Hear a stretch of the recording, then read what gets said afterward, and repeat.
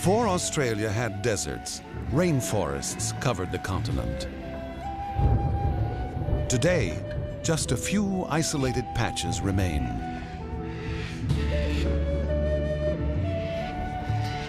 These lush pockets survive thanks to the tropical monsoons that sweep along the far north coast, bringing torrential rain.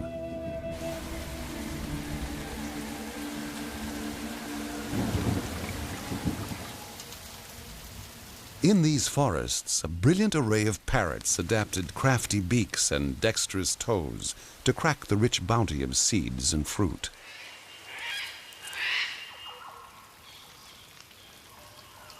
The tiniest of all, the fig parrot, gorges on fruit bigger than its head. The general rule for the males here is to be as colorful as needs be to attract a mate, without becoming a neon lure to predators. The king parrot is brash, while the green feathers of the red-cheeked parrot blend into the foliage. He relies on his sexy red head and bright beady eyes to get the females.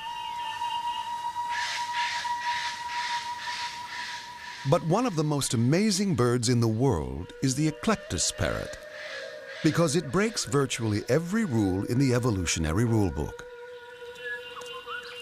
The male is green and the female red.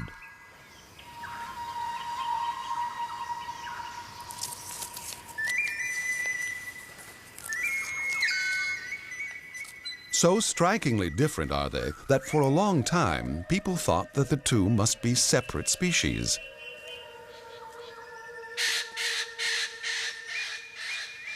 Scientist Rob Heinsohn set out to discover the secrets of this rare creature. Eclectus parrots are the pinnacle of parrot evolution.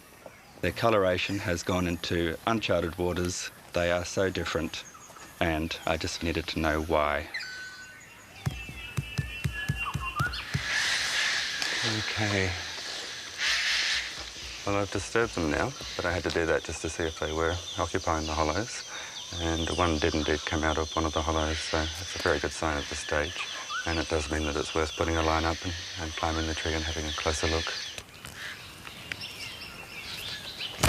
But there was just one problem. I have a terrible, terrible fear of heights. I was getting dizzier by the moment, but I was also driven by an incredible desire to see what was inside those hollows. So I overcame that fear. I forced myself to stay steady on the rope and to keep climbing. Hey, Lindsay, got eggs? That's absolutely fantastic. It means they're breeding again. I'll just go up to the other hole and see how they're doing. And I went up 15 metres, 20 metres, 25 metres, and finally I reached the nest hole I was looking for. I reached inside, had a look inside, and there were two beautiful little chicks.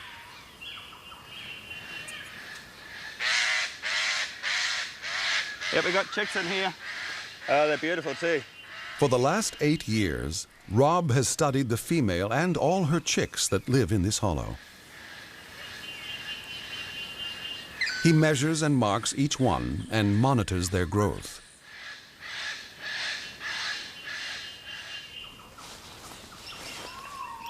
This doesn't seem to upset the chicks or stop their mother from nurturing them.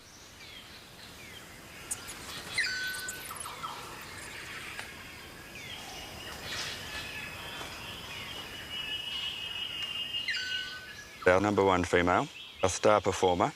She's just done what she typically does. She just produces healthy little guys like this and get a very good start for their long life in the rainforest.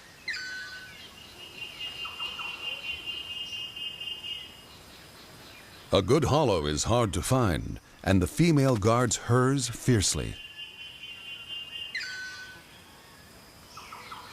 We've spent a lot of time just watching her at the nest hollow. We built hides in neighbouring trees, and we spent a lot of time in the treetops. And we just watched the female's behaviour. Rob's favourite female is not taking any chances with her hollow and doesn't budge for the entire 9-month breeding season. She is totally reliant on the male to bring her food. A bit like Meals on Wheels. She's acting like an invalid, staying at home. The males are out there doing all of the work, coming and going all day long, purely for the right to regurgitate some food to her. And of course, they're hoping to get sex in return. But this female wasn't just being attended by one male. She was getting lots of attention. In fact, 7 males were lining up to feed her. And she was mating with all of them. And we worked out that this was, in a way, a form of trickery. She was trying to give them the idea that they all had a chance of being the dads. And that would give them extra incentive to go off and find the food. But DNA tests on the chick's feathers reveal something astonishing. Of the 24 young she's produced in the last 8 years, 19 are from the same super stud male. To complete the picture, Rob wanted to know how far the males were going on their feeding trips. We captured a whole lot of males and we put transmitters on their tails. We mounted aerials on the wings of the plane and we set out and followed them across country from the sky. Incredibly, the lovesick male gathered food from a home range of about 40 square miles.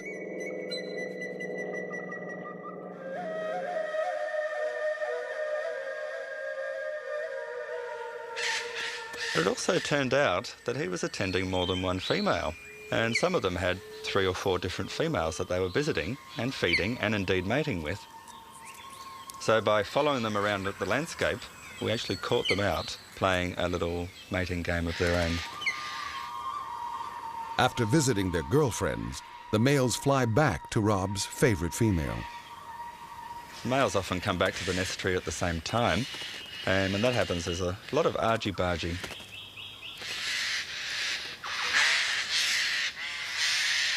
With such different lifestyles, the huge color difference between the sexes makes a lot of sense.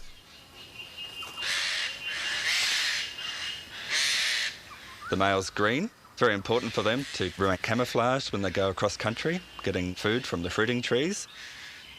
Males seem to use the red under their wings very judiciously to get the female's attention. In contrast, the female's red is a very conspicuous long-distance signal. She shines like a beacon. It screams at other birds, especially females. Keep away, this hollow is occupied. Don't bother coming near because I will beat you up. No other bird in the world mates like this. It's a sex strategy that's been perfected over an incredibly long time in these ancient forests. While the eclectists were doing their thing, elsewhere on the continent, dramatic changes gave rise to a whole new range of parrots. Millions of years ago, most of Australia's rainforests gradually dried and became open woodlands. Many parrots were able to adapt to the new and tougher conditions.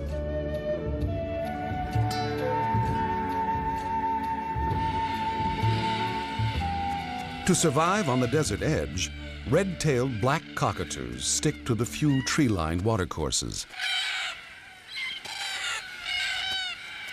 As the sun drops, the birds arrive from all directions. With breeding hollows scarce, most of these cockies are single. The local watering hole is their pickup joint, and the evening quickly turns into a boisterous party.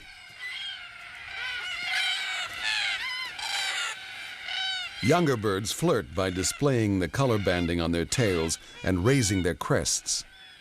These fancy pop-up crests are what distinguish cockatoos from the other parrots.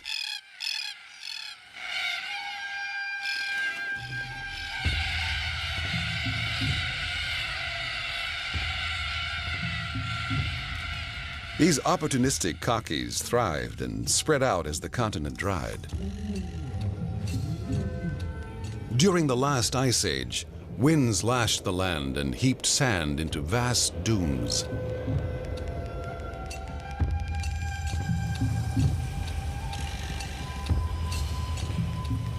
Grasses and shrubs spread across the desert, producing an abundance of seeds.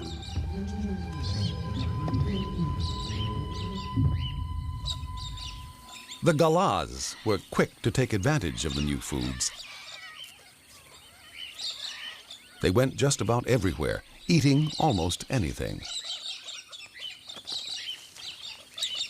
Today, there's barely a patch of Australia without these extroverted cockies.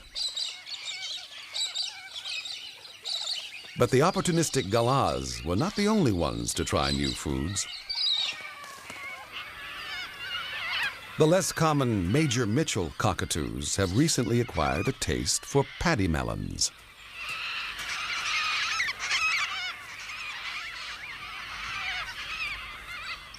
These inquisitive birds have little trouble working out some fancy footwork to break into the fruit. Their new cuisine arrived as part of an exotic smorgasbord. 150 years ago, cattlemen pushed their way to the desert center. And wherever they went, they brought a whole range of new opportunities for parrots to exploit.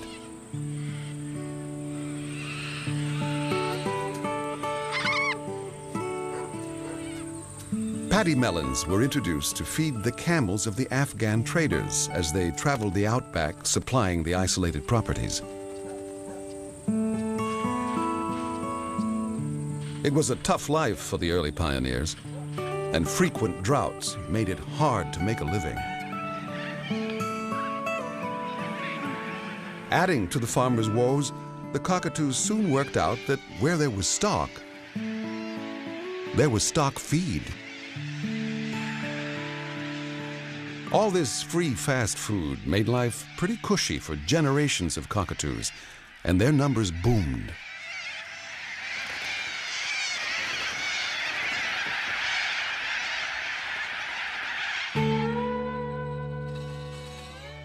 And the good times kept on rolling for the cockatoos and parrots when the settlers found underground water and pumped it to the surface.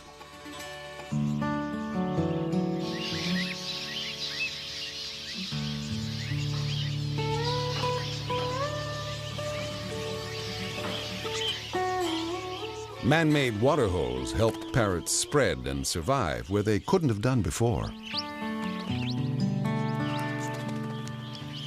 Ringneck parrots, budgerigars,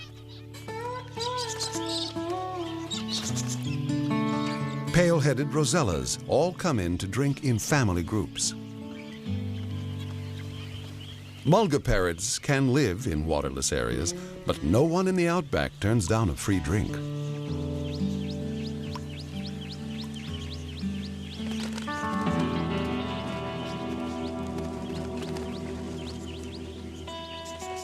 Rain rarely falls in the Australian deserts.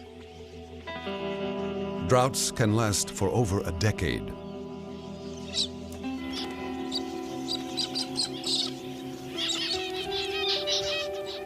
Water holes turn to mud.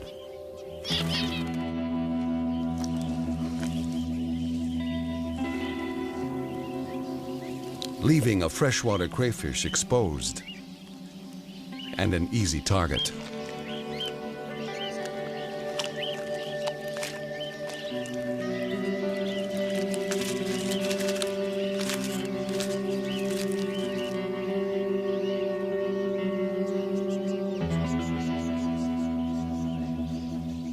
The wildlife has adapted to survive the times when the rivers vanish into puddles and the dams are turned to cracked and useless crusts.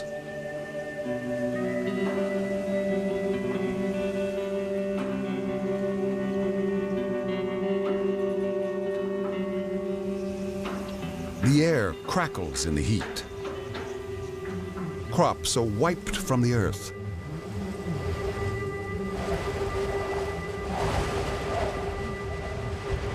And the parched interior waits for rains that never seem to come.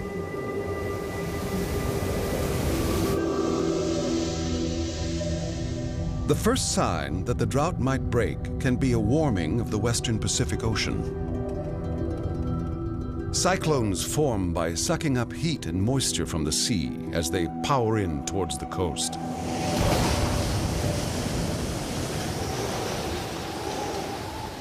Winds of up to 150 miles an hour shred the shoreline.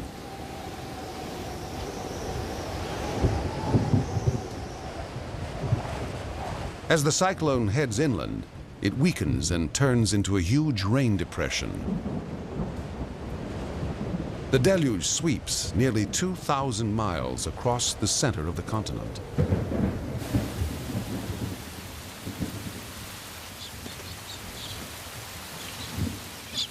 And cockatiels celebrate with a rain dance.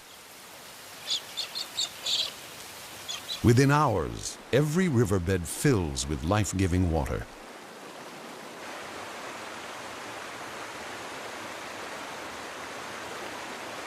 The torrent charges through the narrow gorges of the ranges, eroding the land.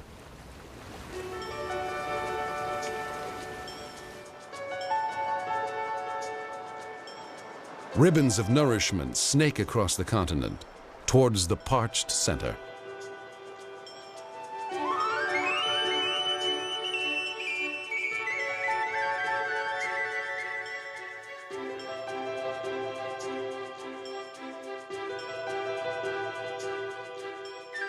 In the Channel Country, the creeks fan out across previously barren floodplains. And for a brief time, the desert is given the kiss of life.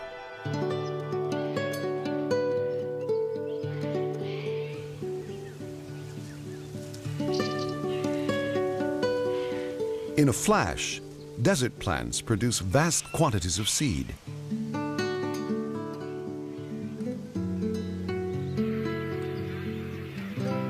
Somehow, water birds sense the transformation and travel great distances.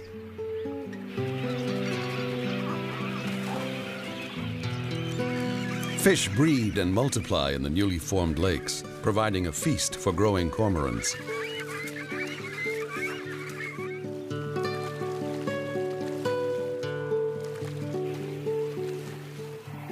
Australian cranes arrive in search of the roots of sedges.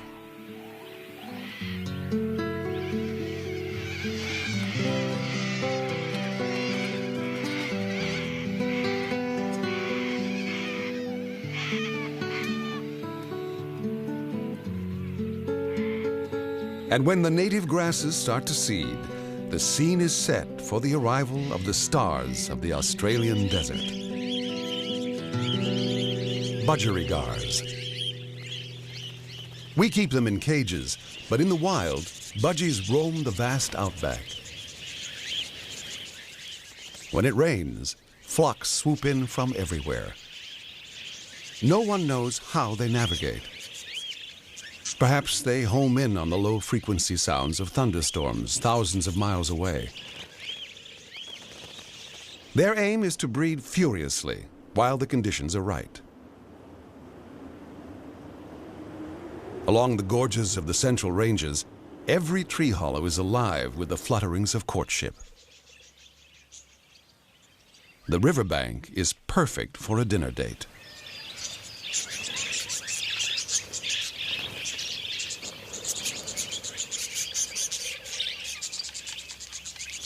In the budgie mating game, you need to be camouflaged while feeding on the ground, but still flashy enough to impress a potential mate.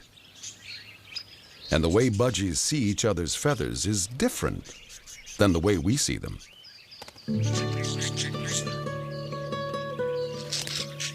We see in red, green, and blue, but budgies have a fourth cell in their eye that enables them to see ultraviolet.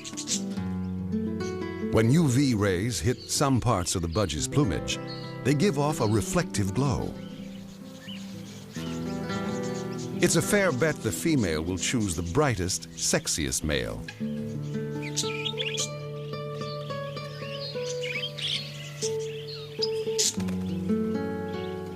Especially if he can fight, too.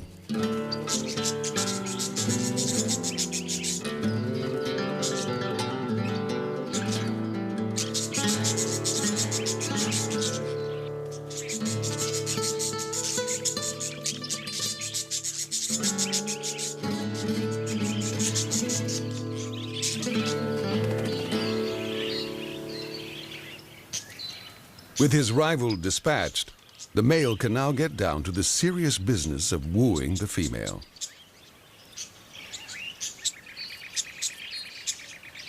Not only do budgies have highly reflective UV markings, some parts of their plumage actually become fluorescent. Their necks and heads in particular.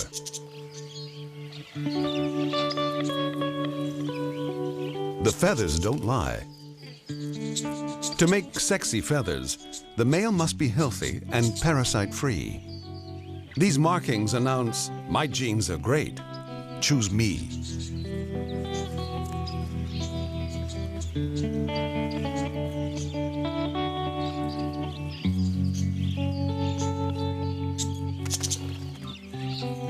And if she does, he treats her to dinner by regurgitating food into her mouth.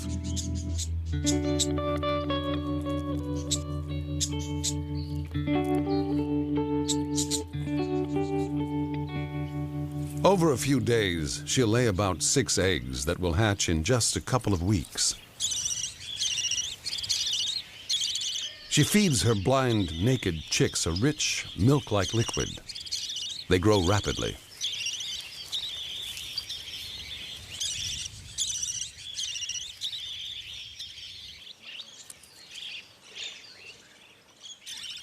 Within 12 days, their wing feathers come through.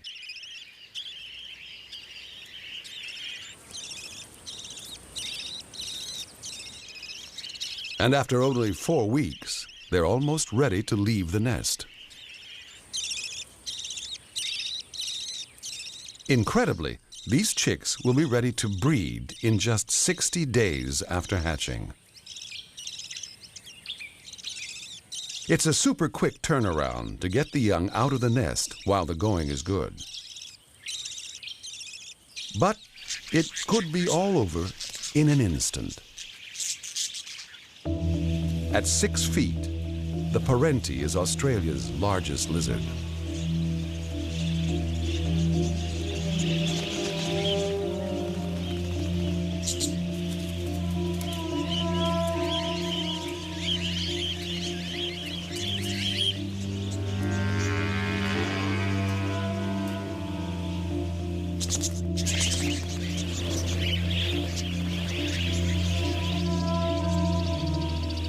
A tireless predator, it covers great distances in search of food.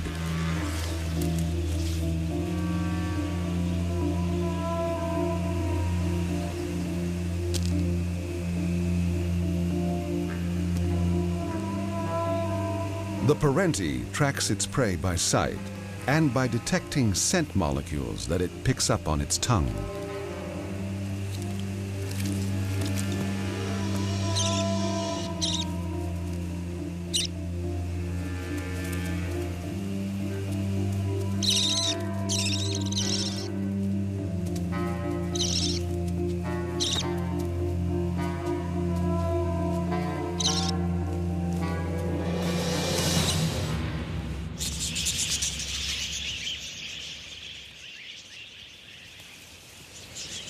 In the air, they're not nearly so vulnerable.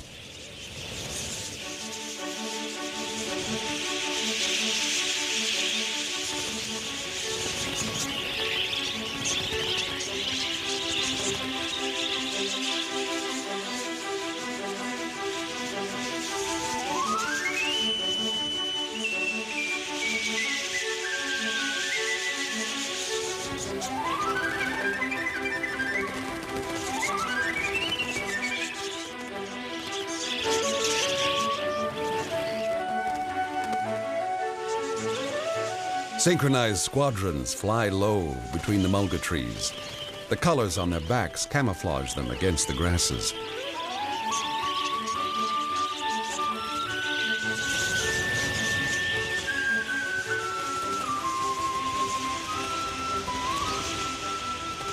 Where the budgies go, the birds of prey follow.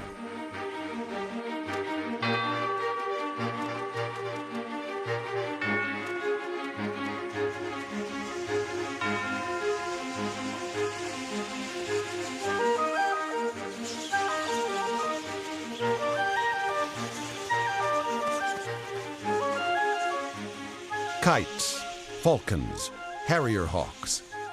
Each hunter looks for a weak link.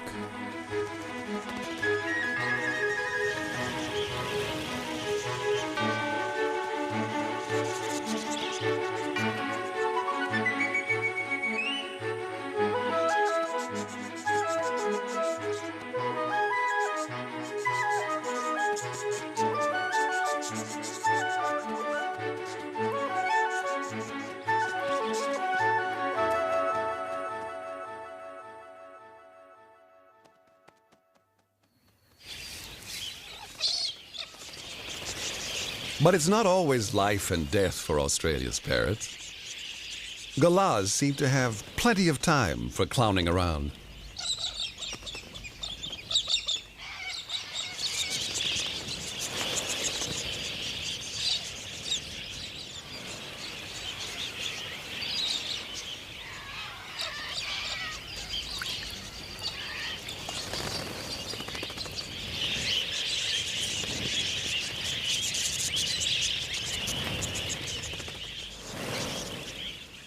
In some years, budgies breed up into such numbers that they become, for a time, Australia's most numerous parrot.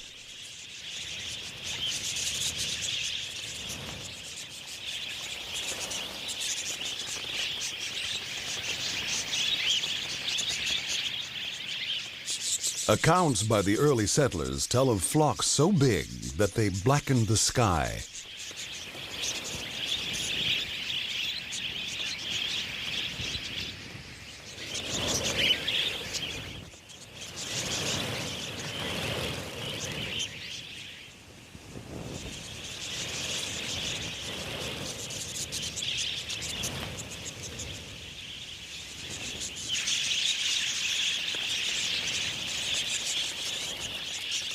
But the good times can only last for so long. And as the country dries out again, breeding comes to a halt. Having raised several generations, the budgies disperse, resuming their nomadic life in the desert, waiting for the next big rains. Whenever that may be.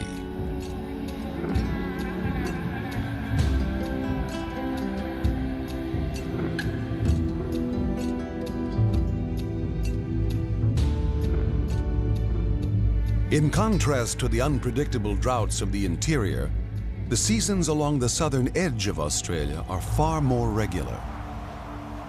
In winter, Antarctic blasts of cold air bring snow to Australia's highest mountains.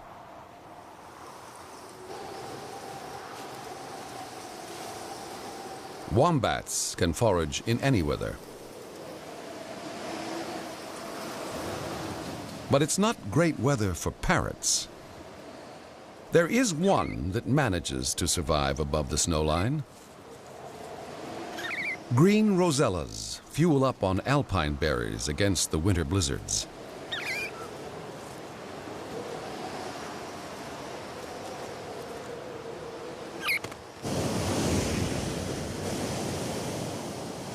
Down at sea level, the cold fronts bring gale-force winds. Great for surfers, but treacherous for almost anything else. If you're a rock parrot, you must learn to like your plants heavily salted.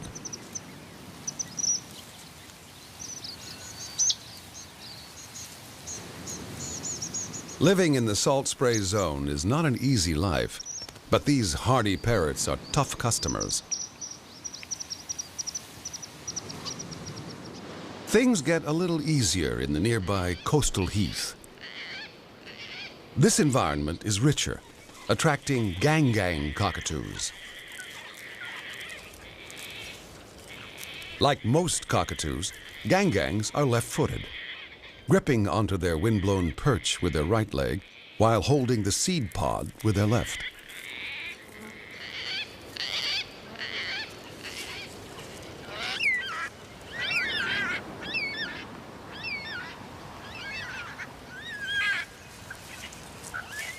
Yellow-tailed black cockatoos also favor their left foot when tackling the large seed-bearing cones of the banksia tree.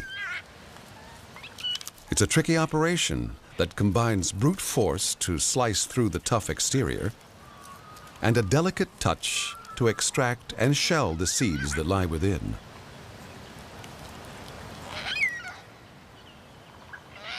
But the very plants that these parrots need to survive must be burned in order to regenerate. All this takes is a thunderstorm.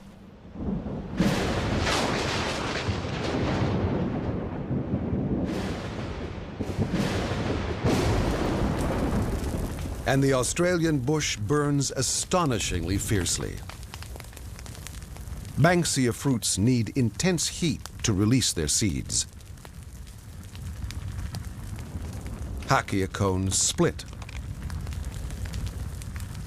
Gum nuts drop to the forest floor.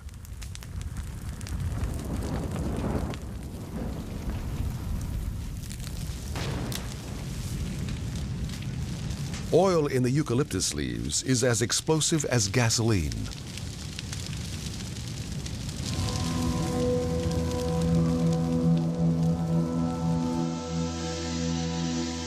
No other continent burns so dramatically as Australia.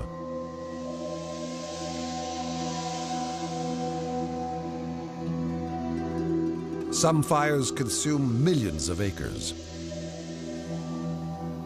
But within hours, currawongs are poking through the ashes.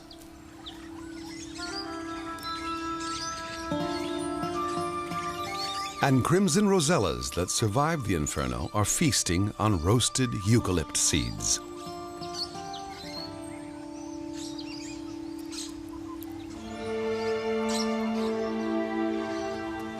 Just a few days later, eucalypts are sending out green shoots.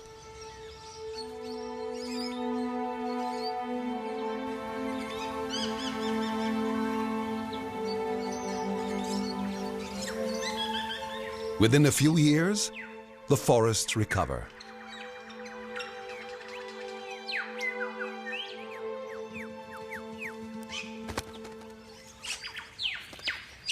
And there's plenty of food.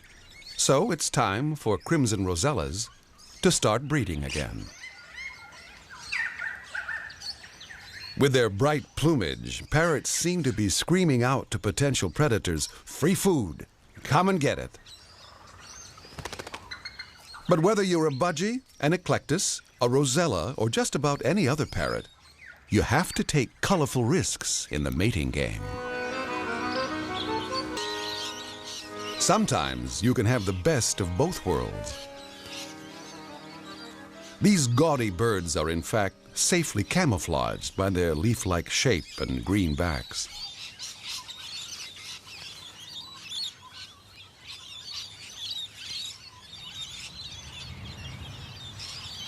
Although they haven't quite mastered a disguise for the Australian suburbs. Ever since Australians started planting native trees in their cities, it's an all-you-can-eat buffet. And parrots happily accept the invitation. Some overstay their welcome. With too much time on its hands, this cockatoo pokes around an electric insulator. While the maniacal corella will attack everything in its path, even tarmac. And then, the neighbor's lawn.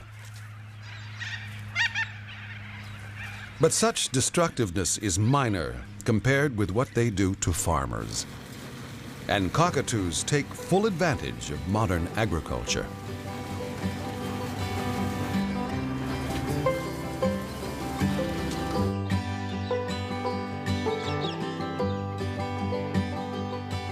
A generation ago, Lakeland was open to intensive farming.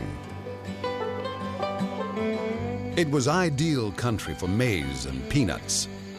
And as the crops grew, the sulfur-crested cockatoos moved in.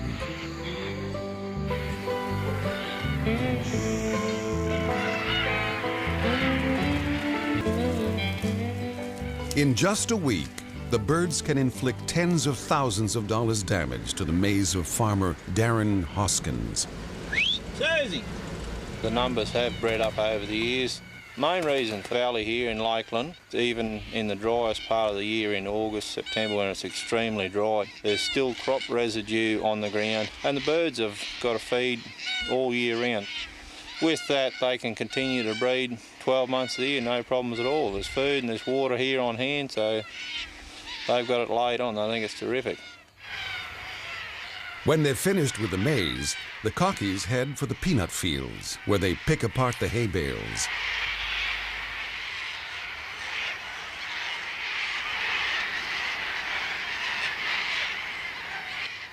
Red-tailed black cockatoos join in the fun.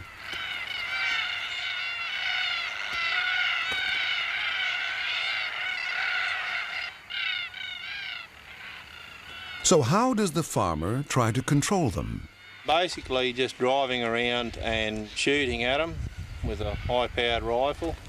Just the noise alone is enough to scare them, or even tooting the horn. But it's a full-time job for 2 to 3 months of the year, non-stop. Basically all you're doing is just driving around following the cockatoos from one paddock to another until the day warms up. It gets too warm for them, so they go back and roost in the trees. Then they come back again and commence their feeding. And then we commence to chase them again, which is bloody annoying.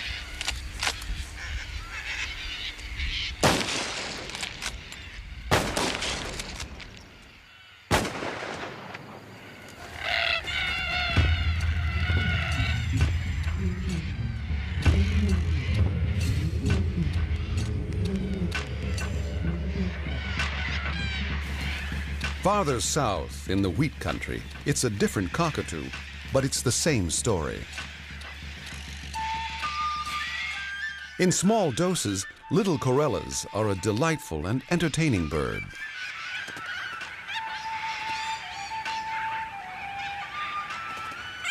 But when flocks of up to 30,000 marauding birds descend on your harvest, you can understand why a farmer might be a little upset. The grain is stored in giant bunkers and protected by thick canvas. But the canvas is no match for their sharp beaks.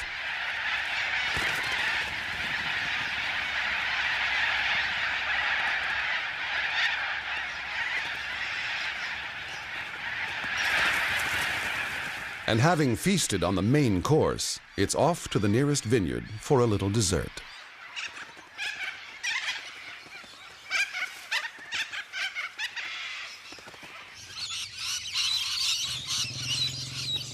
For lychee farmers, rainbow lorikeets are the enemy.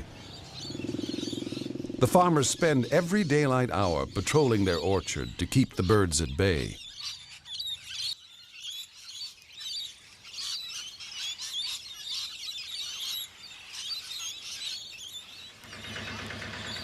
For the farmer, it's a race to see who gets to the ripest fruit first.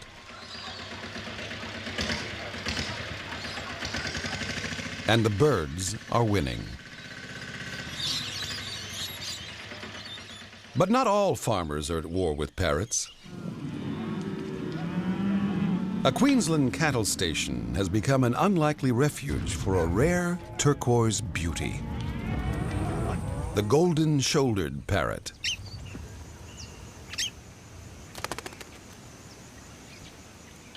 Last century, bird fanciers trapped these prized parrots and robbed their nests.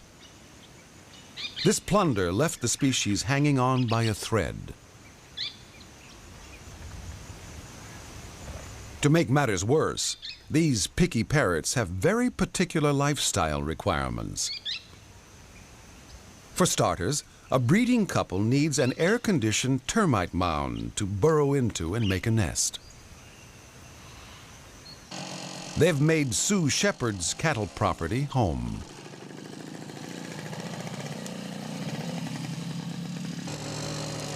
And every breeding season for 30 years, she's been riding hundreds of miles, checking every mound for chicks.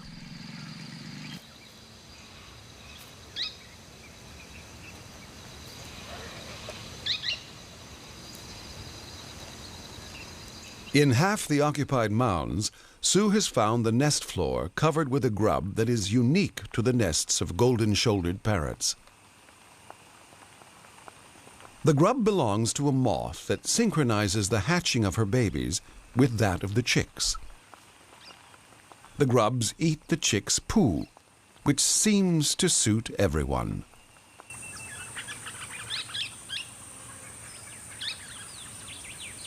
Meanwhile, the chicks' parents go out looking for food together. When they return, Dad flies to the mound to check that all is safe.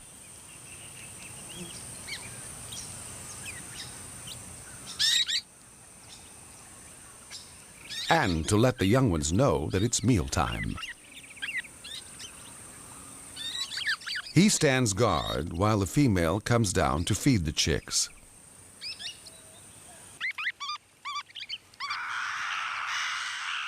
An exhausting schedule when your chicks need 4 or 5 meals a day.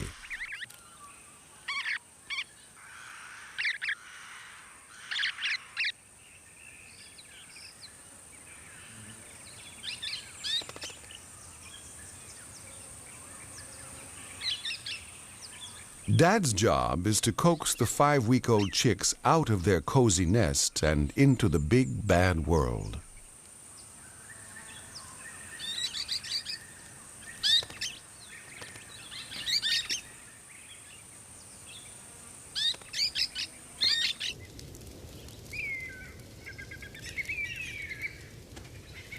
It's the dry season, which means it's hard for the young birds to find food in the thick grass. So Sue helps nature along, burning the bush and exposing the next meal.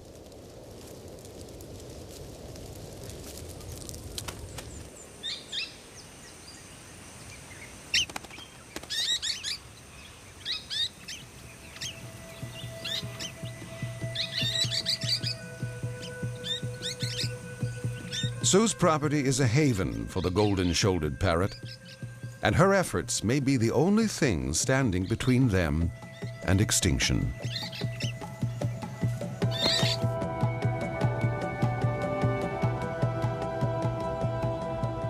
Even farther north, in the remote woodlands of Cape York Peninsula, there's a parrot that's intrigued scientists for a century.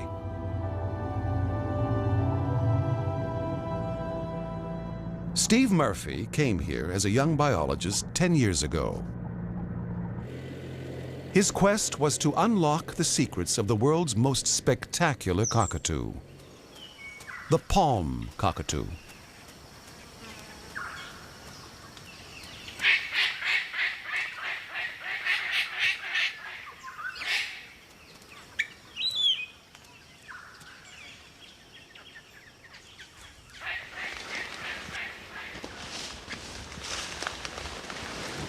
Few people have ever seen this bird. Look here he comes. The palm cockatoo dates back tens of millions of years to when Australia was covered in rainforest. He's the granddaddy of them all. Little was known of this mysterious bird until Steve Murphy began his study. And the only way to find them in this rainforest is to mimic their calls.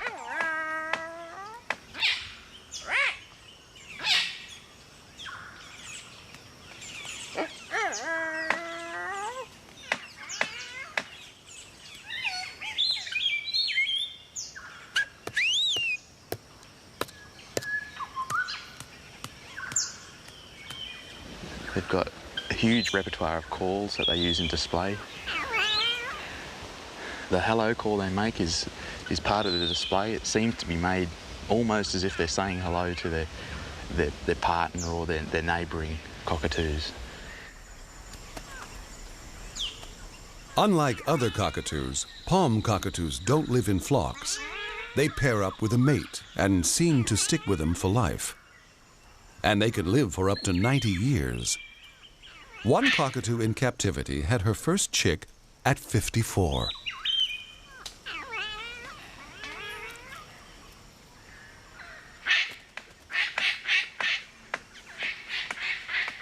But to get the girl, the male must be a man of property, with a portfolio of good nesting hollows.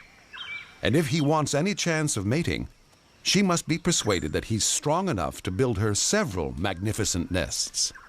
All the elements of a palm cockatoo display are designed to draw attention to that massive beak. The blushing of the cheek patch, the wing spreading, which makes them bigger. It's all designed to show other cockatoos that they're strong, and the pinnacle of their strength is in their beak. Essentially, he is trying to prove that he is a blue-chip investment and that she can feel comfortable putting all her eggs in his basket.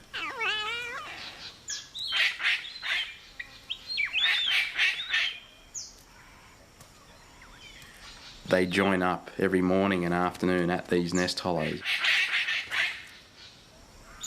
And they catch up on the day's events, and it really does sound like you're listening to an old married couple sometimes.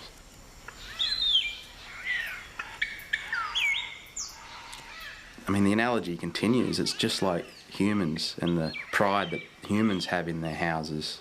Palm cockatoos are exactly the same. But the most amazing display of all is when males bring back to the nest a small stick, and they actually drum on the side of the nest. Maybe it's because palm cockatoos live so long that they have time to learn so much. But it's a rare thing anywhere in the animal world to see a tool being used quite this deliberately. I think it's very likely that the female watches these drumming displays and can tell something about either the male or the nest tree at which he's performing.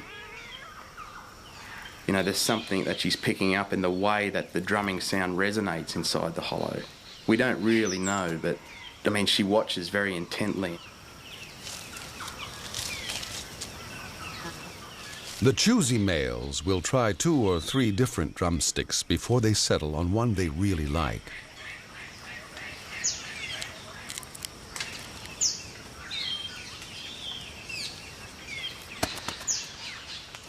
When they actually perform the drumming display at the nest, it does seem to have a rhythm.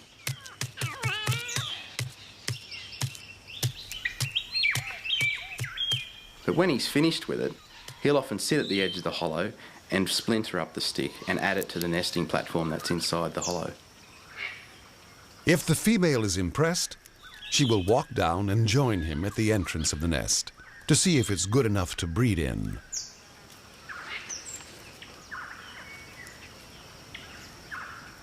With the hollow approved, they can fly off to have a morning snack.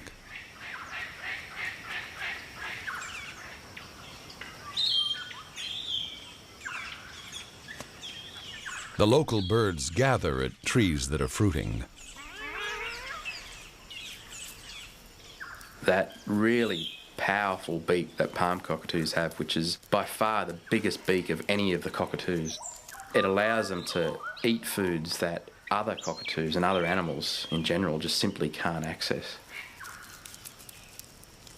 I think palm cockatoos are very intelligent. You've only got to watch a pair courting at their nest or a male fashioning a drumstick to realise that there is complicated thought going in that big head of theirs. Of course, these regal palm cockatoos are not the only clever ones. All parrots are smart.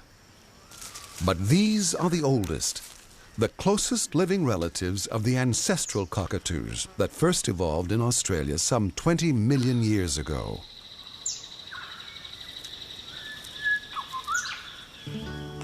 From these northern tropical rainforests, parrots began winging their way all across the continent, adapting to every corner of the country.